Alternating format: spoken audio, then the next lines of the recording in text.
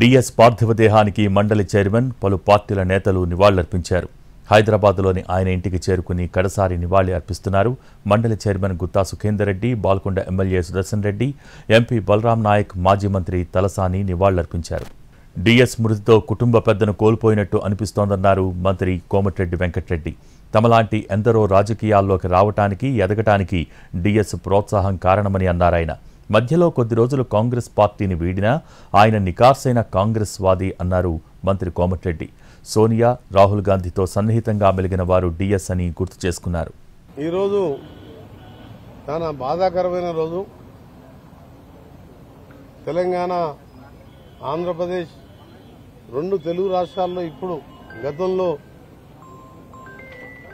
ఉమ్మడి ఆంధ్రప్రదేశ్లో ఎన్ఎస్వై యూత్ కాంగ్రెస్ నాయకునిగా ప్రజల మధ్యలో ఉంటూ పార్టీకి సేవ చేస్తూ ఒకవైపు మంత్రిగా ప్రజలకు సేవ చేస్తూ 2 సార్లు పిసిసి ప్రెసిడెంట్గా ఆ రోజు ఆనాడు ముఖ్యమంత్రి రాజశేఖర రెడ్డి గారితో కలిపి పోరాటాలు చేసి కాంగ్రెస్ పార్టీ అధికారంలో తేవడానికి కృషి చేసిన మహానాయకుడు. బడుగు బలహీన వర్గాల ఆశాజ్యోతే కాదు, అన్ని వర్గాల ప్రజలకు నాలాంటి వారికి ఎన్ఎస్వై యూత్ కాంగ్రెస్ లో ఉన్నప్పుడు ప్రోత్సాహాన్ని ఇచ్చి నాలాంటి ఎంతో మందిని ఎమ్మెల్యేలు, ఎంపీలు కావడానికి అందరికి కూడా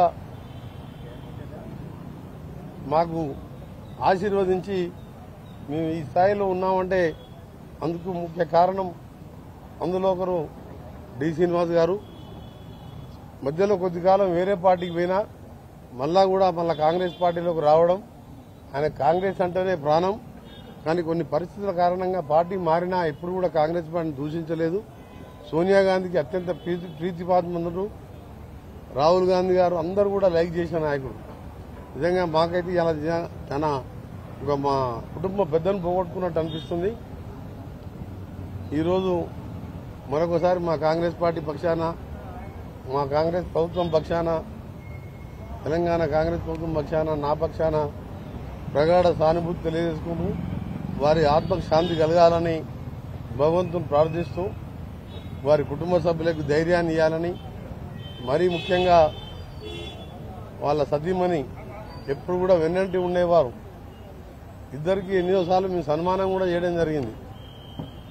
వాళ్ళ సతీమణికి ధైర్యాన్ని ఇవ్వాలని కూడా భగవంతుని ప్రార్థిస్తూ తప్పకుండా కాంగ్రెస్ పార్టీకి ఈరోజు డి శ్రీనివాస్ గారిని ఆయన చేసిన సేవలు ఎప్పటికీ కూడా మర్చిపోలేదు. తప్పకుండా ఈరోజు ఆయన పేరు మీద కానీ ఆయన చేసిన సేవలకు కానీ మా ముఖ్యమంత్రి గారితో మాట్లాడి తప్పకుండా ఆ కుటుంబానికి మేమందరం కూడా ఎల్లప్పుడూ అండగా ఉంటాం. మరొకసారి వారి ఆత్మకు శాంతి కలగాలని భగవంతుని ప్రార్థిస్తున్నాం. కాంగ్రెస్ సీనియర్ నేత డిఎస్ కన్నుమూశారు. హైదరాబాద్లోని సిటీ న్యూరో ఆసుపత్రిలో చికిత్స పొందుతూ చనిపోయారు. తెల్లవారుజామున 3 గంటలకు గుండెపోటుతో చనిపోయినట్టు తెలిపారు ఆయన కుటుంబ సభ్యులు. ఆయన పార్థివ దేహాన్ని హైదరాబాద్లోని ఇంటికి తరలించారు. సాయంత్రం నిజామాబాద్కు తరలిస్తారు. రేపు నిజామాబాద్లో అంత్యక్రియలు నిర్వహించనున్నారు. మిత్రులు శ్రీ డి శ్రీనివాస్ గారు మరణించారని తెలిసి చాలా విచారించాను. చిన్న ఆరోగ్య సమస్యలు ఉన్నాయని అప్పుడప్పుడు నాతో మాట్లాడుతూ ఉండేవాడు. అలాగే రాజకీయ విషయాలపైన కూడా నేను ఉపరాష్ట్రపతిగా ఉన్నప్పుడు అంతకుముందు కూడా తరచుగా కలిసి పరస్పరం అభిప్రాయాలు తెలుసుకుంటుండేవాడు. ఒక సీనియర్ నాయకుడిగా రాష్ట్ర మంత్రివర్గంలో ముఖ్యమైన శాఖలు నిర్వహించి ప్రదేశ్ కాంగ్రెస్ పార్టీకి అధ్యక్షుడిగా పనిచేసి ఎంతో అనుభవం ఉంటే ఒక మంచి నాయకుడిని ప్రజలు కోల్పోయారు. వారి మరణం చాలా విచారకరమైంది. వారి కుటుంబ సభ్యులతో కూడా నాకు సంబంధం ఉంది. ఒక కుమారుడు బీజేపీలో నేను ఉన్నప్పుడే చేరి ఎంపీ అయిన తర్వాత ఇప్పుడు కూడా ఎంపీగా కొనసాగుతున్నాడు. వారు ఈ కాలంలో ఉండేటిక రాజకీయ నాయకులకు ఒక రకంగా చెప్పాలంటే అతీతమైన వ్యక్తి, మంచి వ్యక్తిత్వం, సౌజన్యం, అందరినీ కలుపుగోలుగా మాట్లాడుకోవడం, ఆ పదవి దర్పం పటాటోపం చూడకుండా చక్కగా తన రాజకీయ జీవితాన్ని గడిపినట్టు మంచి వ్యక్తిని కోల్పోవడం చాలా విచారకరం. వారి కుటుంబ సభ్యులందరికీ నా హృదయపూర్వక సంతాపాన్ని తెలియజేస్తున్నాను. డిఎస్ గత కొన్నాళ్లుగా అనారోగ్యంతో బాధపడుతున్నారు. వీల్ చైర్కే పరిమితమయ్యారు. యాక్టివ్ రాజకీయాలకు పూర్తిగా దూరమయ్యారు. ఉమ్మడి రాష్ట్రంలో పీసీసీ అధ్యక్షుడిగా కీ రోల్ ప్లే చేసిన డిఎస్ వైఎస్ హయాంలో నెంబర్ 2గా ఎదిగారు. తెలంగాణ వచ్చాక గులాబీ వేవ్లో బీఆర్ఎస్ కూటికి చేరారు డిఎస్. దాంతో ఆయన్ని రాజ్యసభకు పంపించారు కేసీఆర్. అయితే జరిగిన రాజకీయ పరిణామాల్లో తిరిగి సొంత పార్టీకి చేరుకున్నారు. నా మంచి మిత్రుడే కాకుండా నాకు పెద్దన్నగా రాజకీయంలో కాకుండా ఫ్యామిలీలో కూడా నన్ను ప్రేమగా నవాబ్ సాబ్ అని పిలిచేవారు. మరి నేను కూడా సీనన్న అని పిలిచేవాళ్ళం. మేమిద్దరం ఒకటేసారి నిజామాబాద్లో ఆయనే కామారెడ్డిలో 1989లో ఫస్ట్ టైం ఎమ్మెల్యే అసెంబ్లీలో వచ్చినాం. 1989లో ఇద్దరం ఒకటేసారి, ఆయన నిజామాబాద్ నుంచి, నేను కామారెడ్డి నుంచి. మరి 90లో డాక్టర్ మర్రి చెన్నారెడ్డి గారి క్యాబినెట్లో ఇద్దరం ఒకటేసారి మంత్రులు అయినాం. ఆయన ఎక్సైజ్ మంత్రి అయినారు, నేను మైనార్టీ వెల్ఫేర్ మినిస్టర్గా అయినాను. అట్లా మా ప్రస్థానము కలిసి ఎమ్మెల్యేగా అయినాం, కలిసి మంత్రులు అయినాం. మరి అట్లనే మేము దాదాపు 40 సంవత్సరాలు ఎన్ఎస్ఐ, యూత్ కాంగ్రెస్ మంత్రులు, పీసీసీలో ఆయనతో సహా, ఆయన ప్రెసిడెంట్, నేను వైస్ ప్రెసిడెంట్, ఇట్లా ఎన్నోసార్లు కలిసి మెలిసి చేసుకున్న వాళ్ళం. మరి ఆయన మరణం పట్ల మాకు కూడా ఎంతో బాధగా ఉంది. మాకు ఒక మంచి మిత్రుడు, సలహాదారు, నాకు అప్పుడప్పుడు నవాబ్ సాబ్ ఇట్లా కాదా ఇట్లా చేద్దామని చెప్పేవాళ్ళు. మరి మేమిద్దరం కలిసి నిజామాబాద్ జిల్లాకు కూడా ఎంతో అభివృద్ధి చేసినాం.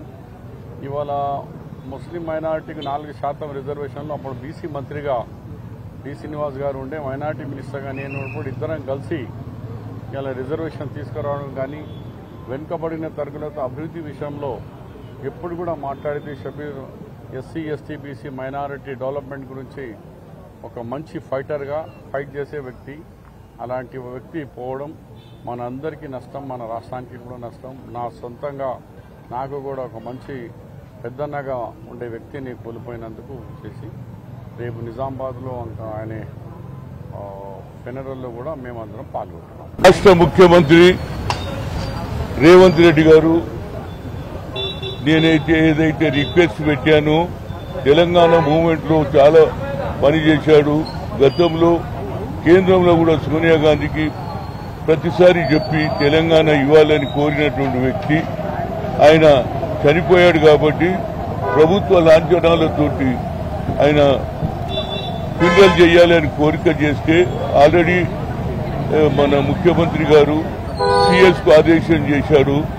ప్రభుత్వ లాంఛనాలతోటే, అధికారిక లాంఛనాలతో డిఎస్ అంత్యక్రియలు జరగనున్నాయి. ప్రభుత్వ లాంఛనాలతో అంత్యక్రియలు చేయాలని సీఎస్కు సీఎం రేవంత్ ఆదేశాలు జారీ చేశారు. నిజామాబాద్ ప్రగతి నగర్లోని స్వగృహంలో రేపటి వరకు డిఎస్ భౌతికాయం అభిమానుల సందర్శనార్థం ఉంచనున్నామని పెద్ద కుమారుడు సంజయ్ తెలిపారు.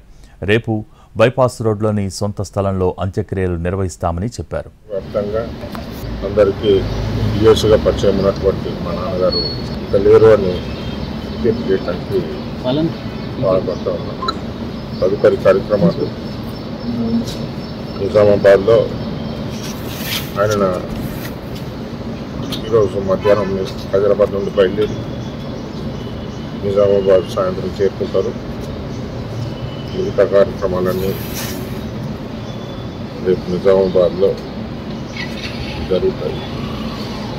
ప్రజలందరికీ తను అందుబాటులో ఉండటానికి తన నివాసంలో ఇక్కడ నిజామాబాద్లో రేపటి వరకు, రేపు మధ్యాహ్నం వరకు ఇక్కడే ఉంటారు. చూడాలనుకున్న వారందరూ కూడా నిజామాబాద్ డి శ్రీనివాస్ గారి ఇంటికి రాగలరు. తన చూపు కోసం రేపు మధ్యాహ్నం వరకు తన నివాసంలోనే ఉంటాడు. మధ్యాహ్నం తర్వాత నిజామాబాద్లో బైపాస్ రోడ్డు తన స్థలంలోనే హత్య